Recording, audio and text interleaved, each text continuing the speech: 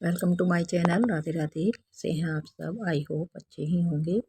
तो जैसे कि हम कार्तिक स्नान कर रहे हैं, तो आज मैं आपके सामने कार्तिक माहात्म्य का तीसरा अध्याय शेयर करूंगी। तो आप इस कथा को सुने। तो कथा इस प्रकार है कि जो गुणवती थी, हमने दूसरे अध्याय में पढ़ा कि जो गुणवती थी वही अगले जन्म में सत्यभामा यानी श्री कृष्ण जी की पत्नी बनी। तो सत्यभामा बोली कि हे भगवान, आप काल स्वरूप है और काल के संपूर्ण भाग समान है। तब फिर कार्तिक मास ही क्यों श्रेष्ठ है? हे देव, सब तिथियों में एकादशी और सब महीनों में कार्तिक का महीना ही आपको प्रिय है। श्री कृष्ण बोले, हे कांते, तुमने अच्छा प्रश्न किया। एकाग्रचित होकर बेन के पुत्र प्रतु और महर्षि नारद का संवाद सुनो। इससे पहले प्रतु ने नारद से पूछा, तब नारद जी ने कार्तिक मास की श्रेष्ठता बताई थी। नारद जी बोले, पहले सागर का पुत्र शंख नामक राक्षस त्रिलोकी के मथने से समर्थ हुआ। उसने संपूर्ण देवताओं को जीत स्वर्ग से निकाल इंद्र आदि संपूर्ण लोकपालों के अधिकार अपने हाथ में ले लिए। सब देवता उसके भय के मारे अपने अपने स्त्री पुत्र आदि लेकर बहुत वर्ष तक समेरु पर्वत की गुफाओं में वास करते रहे। जब देवता गुफाओं में रह रहे थे, तब शंखासुर ने विचार किया, मैंने देवताओं को जीत तो लिया है, तो भी वे बलवान मालूम होते हैं। हाँ, अब जान पड़ा कि वे सब वेद मंत्रों से युक्त हैं। इससे उनके वेद मंत्रों का हरण करने से वे सब बलहीन हो जाएंगे।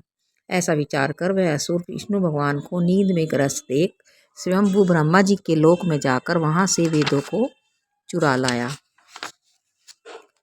और तब उसके भय के मारे यज्ञ के मंत्र और बीज समेत जल में प्रवेश कर गए। सभी जो वेद थे वे जल में प्रवेश कर गए। तब तो वह शंखासुर भी उन्हें ढूंढता हुआ समुद्र के भीतर चला गया, परंतु वे वेद एक स्थान पर कहीं भी प्राप्त न हुए।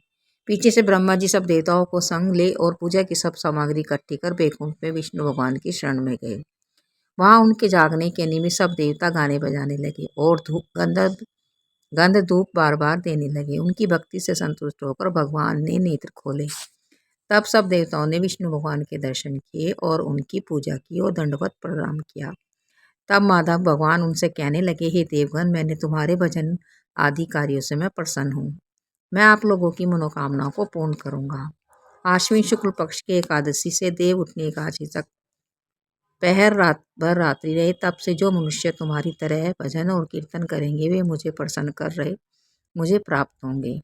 शंकासुर जिन वेदों को हर लाया है, वे सब जल में स्थित हैं। उन्हें मैं शंकासुर को मारकर ले आऊंगा। अब से बीज मंत्र समेत सब वेद प्रतिवर्ष कार्तिक के महीने में सदा जल में निवास करेंगे। मत्स्य रूप धारण कर मैं जल में जाता हूँ। तुम संपूर्ण मुनियों को लेकर संग जाओ। इस लोक में जो अच्छे मनुष्य प्रातःकाल स्नान करते हैं वे निश्चय अक्षत स्नान के फल को प्राप्त होते हैं। जो कार्तिक में सदा व्रत करते हैं उनको हे इंद्र, तुम मेरे लोक में पहुंचा दिया करो। हे यम, तुम सदा उनकी विघ्नों से रक्षा करते रहो। और हे वरुण, तुम उनको पुत्र पौत्र आदि देते रहो। हे कुबेर, तुम उनकी धन वृद्धि करते रहो, जिससे यह मेरा रूप धारण कर साक्षात जीवन मुक्त हो जाए। जो जन्म से मरण तक उन बातों को धारण करते हैं वे तुम्हारे द्वारा भी पूज्य हैं। जैसे तुमने मुझे एकादशी को जगाया है, इसलिए यह तिथि सदा मनाने योग्य है। तो इस एकादशी का नाम देवउठनी एकादशी, तभी से इस एकादशी का नाम देवउठनी एकादशी पड़ गया, क्योंकि इस दिन भगवान विष्णु और सभी देवताओं को जगाया जाता है।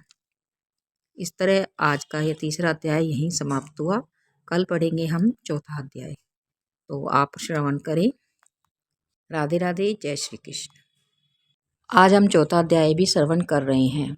नारद जी बोले, ऐसा कहकर विष्णु भगवान मछली का रूप धरकर कश्यप की अंजलि में प्राप्त हुए। उस मछली पर दया करके मुनि ने उसको कमंडल में डाल लिया। जब वह उसमें न समाई तब कुएं में डाल दिया। कुएं से तालाब में, तालाब से समुद्र में डाली गई। तब मत्स्य रूपधारी भगवान शंखासुर को मारते हुए और अपने हाथ में दबाकर चंद्रीवन को गए। ऋषियों को बुलाकर भगवान बोले कि जल के भीतर वेद निमग्न हो गए हैं, तुम उन्हें ढूंढो और शीघ्रतापूर्वक जल में से निकालकर रहस्य समेत ले आओ, तब तक मैं सब देवताओं समेत प्रयाग में निवास करता हूँ।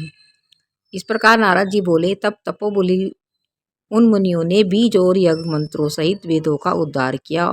उन ऋषियों में से जिसने जो निकाला वह बाघ उसी ऋषि के नाम से प्रसिद्ध हुआ। पीछे सब मुनि मिलकर प्रयागराज को गए और प्राप्त हुए वेद ब्रह्मा सहित विष्णु भगवान को अर्पण कर दिए। संपूर्ण वेदों को पाकर ब्रह्मा जी ने प्रसन्न हो देव और ऋषियों सहित अश्वमेध यज्ञ किया।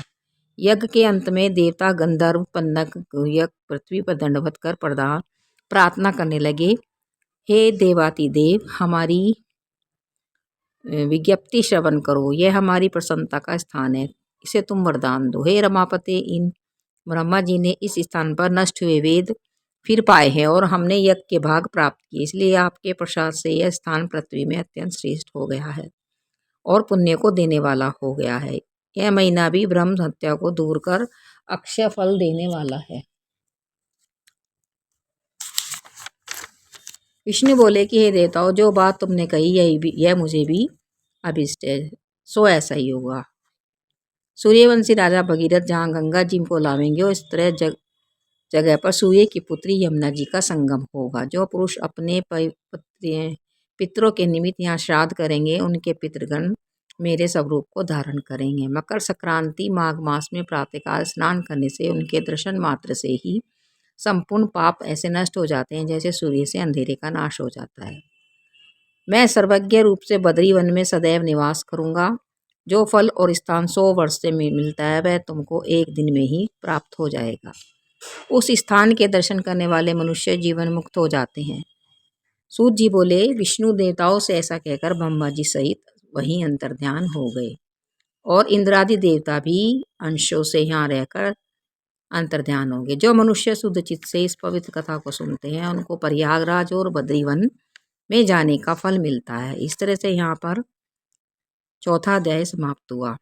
कल हम 5वां अध्याय सुनेंगे, तो प्लीज़ मेरे चैनल को लाइक और सब्सक्राइब करना न भूलें।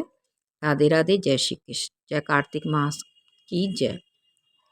आप सभी स्वस्थ रहें, खुश रहें। करवा चौथ की हार्दिक शुभकामनाएं। नेक्स्ट वीडियो में करवा चौथ की कथा मैं आपके साथ शेयर